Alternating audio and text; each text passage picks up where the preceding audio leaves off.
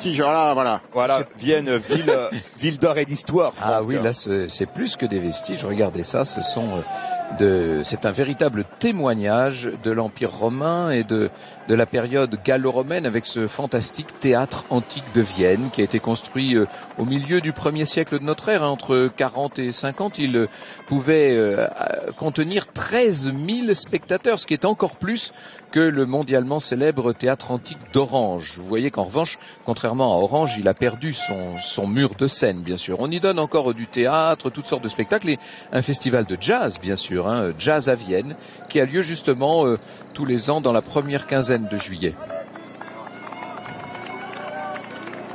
Il n'y a pas qu'un théâtre antique à Vienne, bien sûr. Il y a énormément de vestiges de l'Antiquité, et notamment le très célèbre temple d'Auguste et Livie, qui a été dédié à l'empereur Auguste et à son épouse. Le voilà, ce temple qui fait un peu penser à la maison carrée de Nîmes, bien sûr. Vous voyez ce temple dans sa forme romaine classique avec ses colonnes corinthiennes. Il est devenu l'une des plus anciennes églises de France au moment de la christianisation. Ça s'appelait Sainte-Marie-la-Vieille et puis c'est devenu Notre-Dame de la Vie.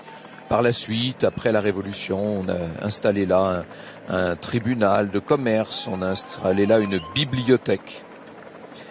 Magnifique endroit et magnifique vestige de l'Empire romain. Pour employer ce terme, parce qu'après tout, ce sont des vestiges. Mais alors, quels vestiges? C'est une ville magnifique, Vienne, et c'est une ville où, en plus, il fait bon vivre. Avec sa cathédrale de Saint-Maurice également. C'est un archevêché. Le break. Voici le Rhône qu'ils viennent de traverser, que le peloton va traverser à son tour. Ah, on en parle pas mal du Rhône depuis le début. Vous vous rappelez, on l'a croisé assez tôt dès notre arrivée, quasiment notre retour sur le territoire national. Avec le lac Léman. Avec le lac Léman. Avec le lac Léman qu'il traverse de part en part. Il fait 812 km en tout, dont un peu plus de 530, on ne sait pas exactement, ou 540 en France. Il va bien sûr se jeter dans la Méditerranée avec le delta de la Camargue, évidemment. On aura l'occasion de le revoir, le Rhône. Et ce que vous apercevez là, c'est magnifique. Regardez cette somptueuse cathédrale Saint-Maurice qui, évidemment, a très vite subi les guerres de religion dès la fin de sa construction, quasiment.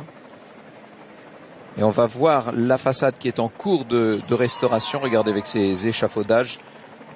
Magnifique contrefort à pinacle. Et puis les 3 portails que là, on ne voit pas bien, mais qui mérite la visite. Majestueuse cathédrale. Et Queen Simone.